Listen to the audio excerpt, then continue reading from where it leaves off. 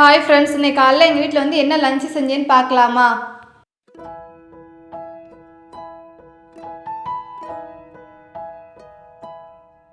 லஞ்சுக்கு வந்து ஒயிட் ரைஸாக, அதனால் சாதத்தை ஃபஸ்ட்டு வேக வச்சுட்டு அதுக்கப்புறமாட்டி குட்டி வெங்காயம் சின்ன வெங்காயம் ஃபுல்லாக வந்து உரித்து கட் பண்ணி எடுத்து வச்சுக்கிட்டு, எனக்கு வந்து சின்ன வெங்காயம் தக்காளி கத்திரிக்காய் போட்டால் கத்திரிக்காய் புளிக்குழம்பு தான் ரெடி பண்ண போகிறேன்.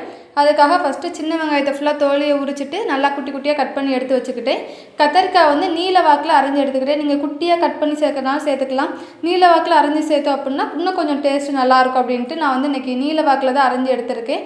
அப்புறம் ஒரு பச்சை மிளகாய் எடுத்திருக்கேன். அப்புறமாட்டி ஒரே ஒரு தக்காளி தான் எடுத்திருக்கேன். தக்காளி குட்டி குட்டியாக கட் பண்ணி எடுத்து வச்சுக்கிட்டேன் எல்லாத்தையுமே.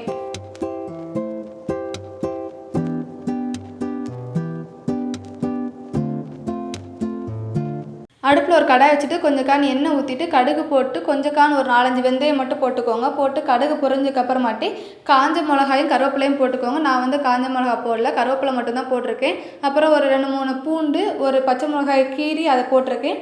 அப்புறம் நம்ம கட் பண்ணி வச்சுருக்கோம்ல வெங்காயம், அதையும் சேர்த்துட்டு வெங்காயம் நல்லா வதங்குற அளவுக்கு நல்லா வதக்கிக்கோங்க. வெங்காயம் நல்லா வதங்கினக்கப்புறமாட்டி தக்காளி சேர்த்து தக்காளி நல்லா வதக்கிக்கோங்க. தக்காளி முழுமையாக வதங்கினக்கப்புறமாட்டி 1 ஸ்பூன் மல்லிப்பொடி, ஒரு அரை ஸ்பூன் வந்து வத்தப்பொடி போட்டுக்கோங்க. கொஞ்சம் மஞ்சத்தூள் இதெல்லாம் போட்டு அந்த மசால் வாடை போகிற அளவுக்கு நல்லா மிக்ஸ் பண்ணிக்கோங்க. நல்லா மிக்ஸ் பண்ணக்கப்புறமாட்டி நம்ம கட் பண்ணி வச்சுருக்கோம்ல கத்திரிக்காய், அதை அதில் சேர்த்து நல்லா மிக்ஸ் பண்ணிக்கோங்க.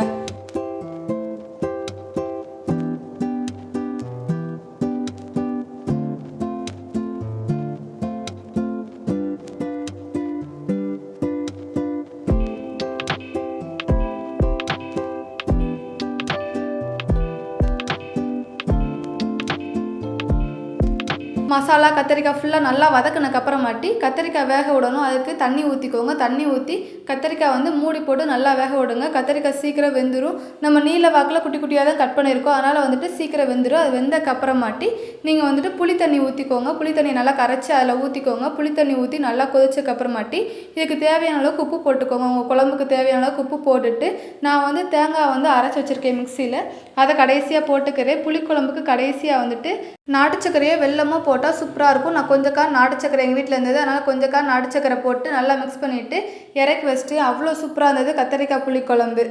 எங்கள் அம்மா நேற்று பூசணிக்காய் வாங்கியிருக்கேன்னு சொல்லி எனக்கு கொஞ்சம் கொடுத்துட்டு போனாங்க. சரி இன்றைக்கி அதை கூட்டு வச்சிடலாம் அப்படின்ட்டு ஒரு கடாயில் வந்துட்டு கொஞ்சம் வந்து எண்ணெய் ஊற்றிட்டு கடலைப்பருப்பு, உளுந்தம்பருப்பு, கடுகு இதெல்லாம் போட்டு பொரிஞ்சக்கப்புறமாட்டி கருவேப்பிலை போட்டு வெங்காயம் சேர்த்துட்டு பச்சை மிளகா 1 போட்டு நல்லா வதக்கிக்கோங்க. வெங்காயம் நல்லா வதங்கட்டும். நான் வந்து குக்கரில் டைம் ஆகிடுச்சின்னு சொல்லி குக்கரில் வச்சு அந்த பூசணிக்காவையும் சேர்த்து தேவையான அளவுக்கு தண்ணி ஊற்றிட்டு ஒரு விசில் வச்சு தான் இறக்க போகிறேன். டைம் இருந்துச்சு அப்படின்னா நீங்கள் வந்து தண்ணி ஊற்றி குக்கரில் வைக்காமல் வேகிற அளவுக்கு நீங்கள் வந்து மூடி போட்டு வேக விடுங்க. எனக்கு டைம் இல்லை, என் ஹஸ்பண்ட் வந்து ஆஃபீஸ்க்கு டைம் ஆச்சுன்னு சொல்லி நான் குக்கரில் வந்து மூடி போட்டு விசில் போட்டு வச்சுட்டு அது ஒரு விசில்லே வந்து நல்லா குழஞ்சிரும். நான் அப்படி தான் அன்றைக்கி வந்து ரெடி பண்ணியிருக்கேன்.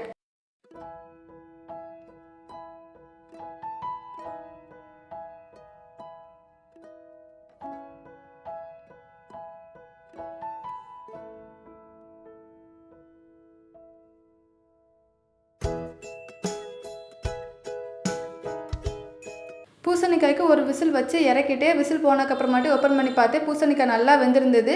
எனக்கு டைம் ஆச்சுங்கிறதுனால தான் குக்கரில் வச்சுருந்தேன். உங்களுக்கு டைம் இருந்துச்சுன்னா நீங்கள் வந்து எப்பயும் போலே பண்ணுங்கள். லாஸ்ட்டாக அதில் வந்துட்டு 1 ஸ்பூன் வந்து மல்லிப்பொடி, கொஞ்சம் வத்தப்பொடி போட்டு நல்லா மிக்ஸ் பண்ணிவிட்டு கடைசியாக கொத்தமல்லி இலை தூவி இறக்கி வச்சிட்டேன். இதான் எங்கள் வீட்டில் இன்றைக்கி லஞ்ச் மெனு. நான் இதுக்கு முன்னாடி எந்த புளிக்குழம்பு கூடயுமே வந்து பூசணிக்காய் கூட்டு வச்சு சாப்பிட்டது கிடையாது. இன்றைக்கி தான் ஃபஸ்ட் டைம் ட்ரை பண்ணுறேன். எப்படி இருக்க போகுதுன்னு தெரில. எப்படி இருக்குன்னு சாப்பிட்டு பார்ப்போம்.